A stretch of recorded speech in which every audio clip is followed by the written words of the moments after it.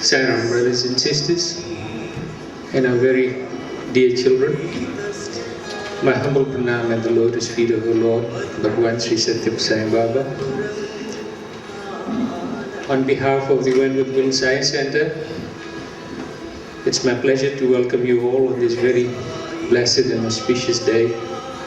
Duty now to introduce you to the spiritual speaker for the day. Dr. Kaman is a scientist by profession and has a doctorate in entomology. I'm sure he wouldn't want me to tell you that. People from Fiji are very familiar with Dr. Kaman because of the valuable work he did in the field of agriculture in the recent time. Dr. Kaman has been a long-time devotee of Swami and was amongst the first to start Bal Vikas classes for children in Fiji, and many of them have come to Australia now and have offered their services in the different centres in Australia. He's a scholar in Sanskrit and is very knowledgeable in the Hindu scriptures, the texts like the Upanishads and the Bhagavad Gita. Here in Sydney he still conducts satsang and Bhagavad Gita classes at his residence, and still teaches mantras and prayers to children. Please welcome Dr. Kaman. Before I start, my respectful thanks to the organizers of this great day. We are all lucky. We are all fortunate and we are all blessed. 5,000 years ago, there were the Gopas and the Gopis who had the opportunity and who had the blessed companionship of the Purna Avatara, Lord Krishna. And the same Lord, in recent Sanatana Sarati, you must have read, he has boldly declared that he is the Satya Narayana, Satya. In fact, today, when I was approached to give a short talk by Brother Logi, your chairman, and Brother Prabhakar, your spiritual convener, I had thought that I would talk on this great theme of bhakti, as envisaged in the great book, the Srimad Bhagavatam. And you all know Swami's 80th birthday is preceded by the Saptaha of Srimad Bhagavatam, the compendium on pure bhakti. We have witnessed just now, the atmosphere is spiritually elevated. We have received those energies coming out from all the bhaktas here who have been singing soulful bhajans. When an avatar comes, he brings that infinite energy and infuses in each and every one of us, so that the descent of avatar is the opportunity for man to ascend to the Godhood. I am just saying these things, just like preamble to the main topic of today. I said I would like to talk on bhakti. Always, it is in the core of my heart. I am still struggling to reach that state of realizing Him. But your administrators, your chairperson and the spiritual convener said, you talk on this subject of transformation. I am an entomologist, as I have been introduced. If it had been this entomology, you all know these butterflies, beautiful butterflies, not the two-legged butterflies. Butterflies on wings. You all know. And that is the adult stage. I can give a talk on that. That is the adult stage of butterfly. But the young one of butterfly is a larva, a grotesque, a weird creature. And it feeds on leaves, fruits. But after some time, during its growth, it goes into a sort of sleep. It spins a cocoon and sleeps inside. And after a few days, out comes a butterfly, a beautiful butterfly. Tittali jisko bolte hain. And many of the children, they will run after to catch that butterfly. And the butterfly, it will not feed on the solids, it will feed on the nectar of the flowers. I emphasize the word nectar. Nectar is immortality. The butterflies they have done yeoman sort of maybe service to God. Though in their adult life they are freed, they feed on nectar. What about us? That is what is called in entomological parlance metamorphosis. That means transformation. And today that is the topic. In 1896, Swami Vivekananda, he was giving a lecture in England. As was his wont, he had no prepared notes. It was extempo. And Swamiji, wherever he goes, people gather. He was a brilliant intellect. He became famous in the Parliament of Religions in 1893 in the United States, in the Columbian Exposition. And the fame had spread in England. So when he came to England, the general elite society, the intellectuals had gathered, invited him to speak, and the topic of his speech was unity of religion.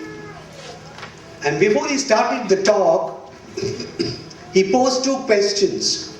He asked, what is religion? Can religion accomplish anything?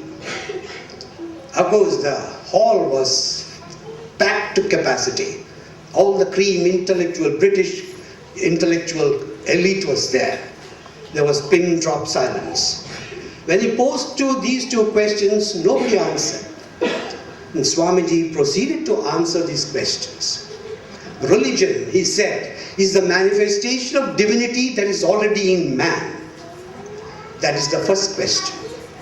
The second was, can religion accomplish anything? Yes, it can. He said, it brings man eternal life. It has made man what he is, and will make the man, this human animal, a god. That is what religion does. Take religion from human society, while what remains is a forest full of brutes. That is what religion does. Sense happiness is not the goal of humanity. Wisdom, jnana, is the goal of life. We find that man enjoys his intellect more than an animal enjoys its senses. And we see that man enjoys the spiritual nature more than his rational nature. So the highest wisdom must be the spiritual knowledge, which is the knowledge, and with that knowledge will come bliss. He said, he compacted the whole lecture in just few lines, beautiful lines. And always I tell the youths, the children, wherever I get an opportunity, to by heart these lines. And that is the summum bonum, or the gist of Bhagavad Gita. He said, each soul is potentially divine. There is something divine in us, the spark of the divine. Each soul is potentially divine. The goal is to manifest this divinity within, controlling nature, external and internal.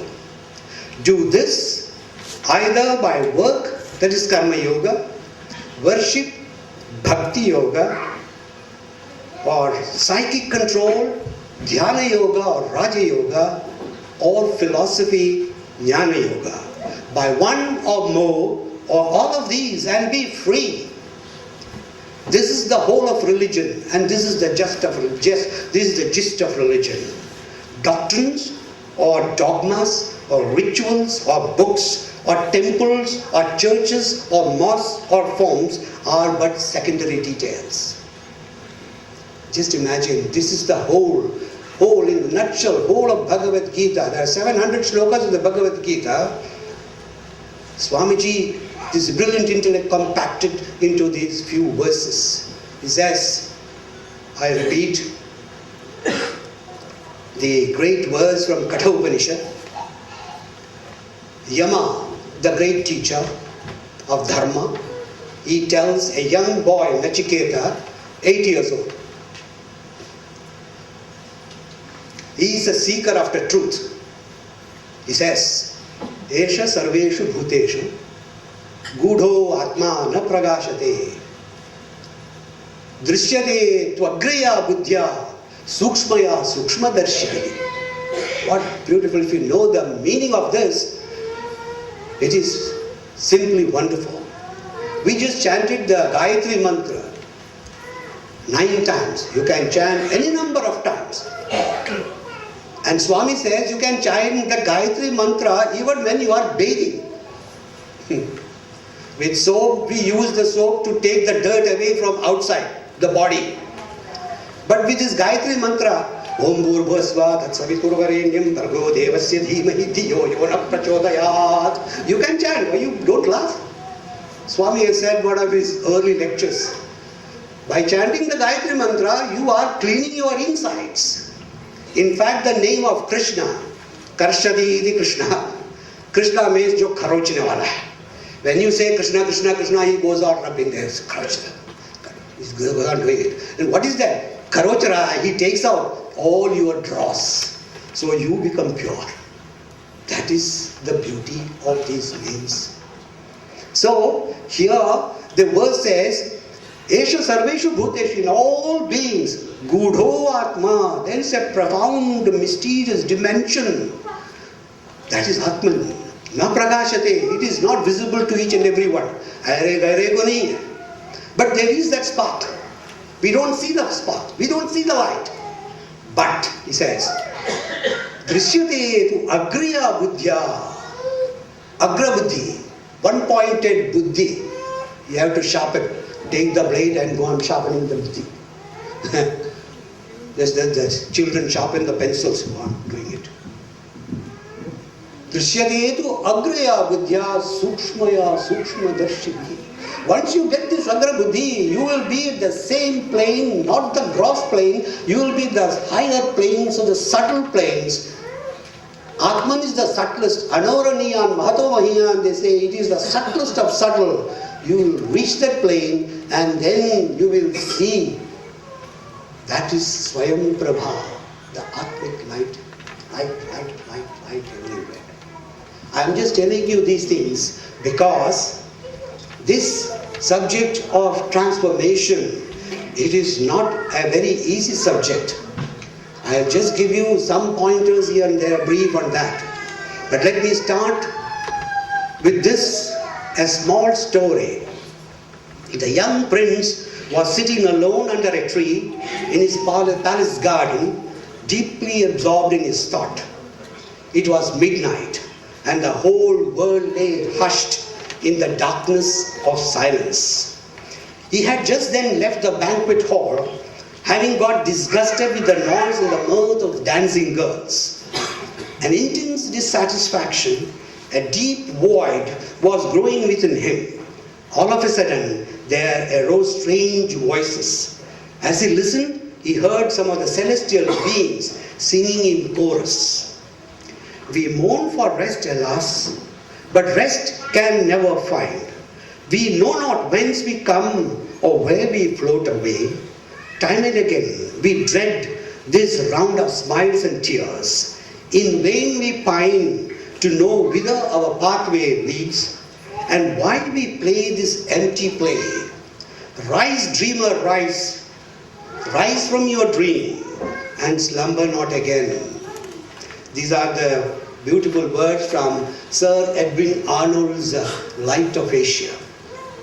The prince rose from his seat, tiptoed to his bedroom, had a last look at his sleeping wife and a newly born son, cuddled in his wife's arms, he turned around and set out on that historic journey that ultimately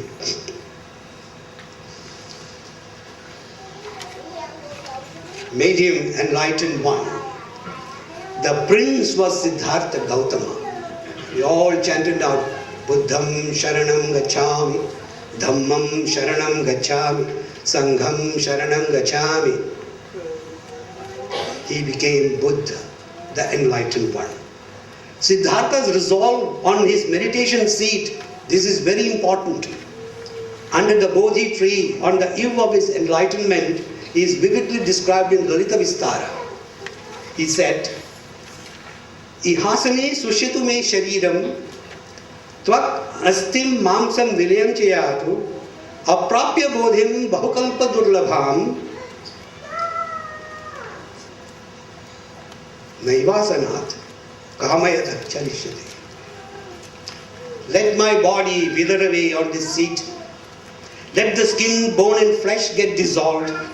Without getting the enlightenment difficult to achieve in many eons, never shall this body move from this seat. This is the true spirit of spiritual earnestness. And Gita calls it Vyavasayatmika Buddhi, one-pointed determination. Gautama gave up his kingdom, wife, child, esteem, position and everything else for seeking truth. Mahavira, a contemporary of Buddha, was a king before becoming a Jina or Jaina Tirthankara. Purandaradasa and Kanakadasa of the Dasa tradition were rich and powerful men before becoming God's servants. Tulsidas, a down-to-earth worldly man, becomes a great devotee of Lord Sri Rama. He is the author of Ramacharita Manasa, which is being sung by millions and millions of Hindus all over the world, be it in Fiji, be it in Barbados, be it in Suriname, be it in Mauritius or South Africa or even in India. It is equivalent to the Ramayana of Valmiki in Hindi. Nimaya Pandita, a scholar, a logician, a grammarian, turns into another great devotee of Lord Sri Krishna. He was the first person to set in motion the congregational chanting of Lord's name, Nama Sankirtana. He is none other than the famous Chaitanya Mahaprabhu of West Bengal. In our scriptures, we come across names of little children, boys like Aruni, Uddalaka, Shvetaketu, Satya Kama, Nachiketa, Upakosala. They were all young boys, young children. They were the seekers after truth. Then there were women, Gargi, Vachaknari, Maitri, Sulabha, Madavasa, Lopamutra, Sukanya, Savitri, to name a few. They were all discoverers of truth. They were the working class people too. For instance, Raikwa, the cart driver. He was just a cart driver. But the great king Jalashruti came and sat at his feet like a perfect disciple to get the knowledge of Atman. All these stand transformed as great sages in later life. Kings and emperors were no exception. Kings like Pravahana Jaivali, Ashwapati, Emperor Janaka were outstanding Rajarshis. They have left their footprints in the sands of time. Their experiences have been chronicled in that immortal literature, the Upanishads. All this shows that spiritual life or seeking the truth, you call it God, you call it Brahman or Atman or Sachitananda or Paramatman, whichever name you can affix to this, is not just for an elite few, but for everyone who is ardent and diligent. Mark these words. Who is an ardent devotee or a diligent devotee, who has got the tenacity, who has got the audacity to seek after truth. A deep yearning is necessary. The spiritual aim, the goal is to attain perfection in this very life, to realize the self, to realize the God, which is said, which Yama says, Budho Atma na pragashate. But that Atma has to come out, the Atma has to shed his light, and that is what we have to do. The great Shankaracharya has pointed out in the third verse of Vivek Chudamani, Durlabham Trayameva etat Devanugraha hetukam Manishatvam Mumukshutvam Mahapurusha Samshraya. Durlabham, it is rare indeed to get a human birth. Rarer still, the three things which are rare indeed are due to the grace of God. A human birth, a longing for liberation, and protecting care of a perfect person, that is the Guru. Human birth is a rare thing. The grace of the Guru is rarer. So also the desire to know God or to have a real longing for liberation. But I would like to add something more, which is very important for all of us. We must be very, very serious. Fortunately, we have this human birth. We are all human. We have Swami's grace. That's why we are singing bhajans, attending study circles, reading Sai literature or any spiritual literature, and doing community service. But the glaring question is, are we serious or longing to reach the supreme goal? With most of us, the spiritual buck stops midway. In the beginning, we show great interest, enthusiasm, but later spiritual practice becomes mechanical. There lies the great danger. Our minds are restless and always outgoing. Naturally, we find it hard to maintain the original fervor as years roll on. That should never happen. Sometimes I feel that dryness comes. Swami, I have done all. This is where we go wrong. We feel Bhagwan ke ghar der hai, andhera nahi hai. I have been doing this, I have been doing that. This body, this mind also thought so many times. I thought I will just give up. I just don't want to do anything. I am not getting anything. I am not moving anything. There is nothing manifesting. Oh Lord, why is this? You have to practically cry. A stage comes, you have to practically cry. Who cries for God? Ramakrishna is saying. People cry jug full of tears for wife, children, anything that in the worldly life. But who cries for God? The moment you cry for God, you will see Him right in face to face, you can see. But is it happening? So, this is where we have to, this glaring question is, we have to be serious and longing to reach the goal supreme. With most of us, I do not know. With me, it has been just the reverse. Naturally, we find it hard to maintain original fervor as years roll on. That should never happen. One of the poems of William Wordsworth has a very significant title, This World is Too Much With Us. That is the title of William Wordsworth's poem. If the world is too much with us, then it will be difficult to reach the goal supreme. If the world is too much with us, naturally one becomes an extrovert and will end his or her precious life in phantom pleasures of life. So, there is a difference between ordinary people and genuine seekers or aspirants. Another thing, we should never be slack in our spiritual efforts. Mark these words. Spiritual life is really a life of dedication to the highest. It is a life of consecration and of sacrifice. It's the life of one-pointedness. For this certain amount of divine discontent, there should be some longing. Buddha had that void in him. He wanted to see what is truth. He wanted to know God. That longing he had. And he just left the whole palace, the whole life of which is sensate. He just left everything, all the pleasures, and sought that truth. Here also, a certain divine discontent is necessary, and you cannot serve God and Mammon at the same time, Jesus Christ says. Na prajaya, na dhanena, tyagena amritatvam manashu. Not by progeny, nor by wealth. Only through renunciation alone, immortality is gained. Hence, spiritual life, genuine spiritual life is meant for a chosen few. It is not meant for masses. But we are so lucky when a big steamer comes, as Sri Ramakrishna says, one or two people can cross the river on a log. One or two people. But when a big steamer comes, a big passenger ocean liner, just like Queen Elizabeth II, comes, thousands and thousands are carted away on the other shore. So the big steamer is this. Sai has come and he takes away so many people.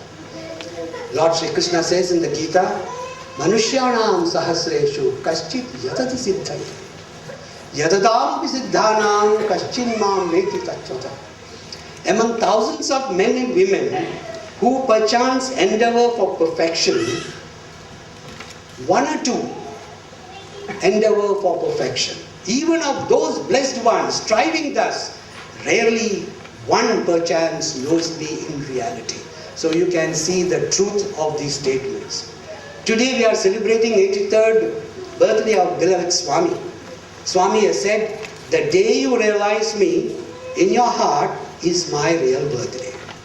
We have been celebrating for the past 30 years, I have been going attending celebrations. But Swami says, the moment you realize me, because he is Paramatma, we are just an Amsha Atma, the moment you realize me, that is my birthday, and Swami will jump and say, oh, this is my happy birthday to me. Nowadays, Swami's discourses are replete with such statements. I am inside you, outside you, above you, around you, and all that. What does it mean? Swami has made such statements from the standpoint of that he is the supreme Atman, infinite Atman, the one and only non-dual reality. This is the affirmation with what Lord Krishna says in the Gita, Ahamatma Gudakesha Sarva Bhuta Ashayastita. Aham Adishcha Madhyamcha Bhutanam Amta Evacha. I am the beginning, the middle, and the end of all the beings, the whole universe, the whole creation. I am. So, I am the self of Gudakesha, Arjuna. Have we struggled to realize the truth of these statements? Have we experienced the validity of these statements? The day we realize that that is the day of our redemption. That is the day we stand transformed and sing with abandon like the great sage Svetashvatara in the Svetashvatara Upanishad. And this is a verse which I have taken from Swami Vivekananda. He was always ready to tell this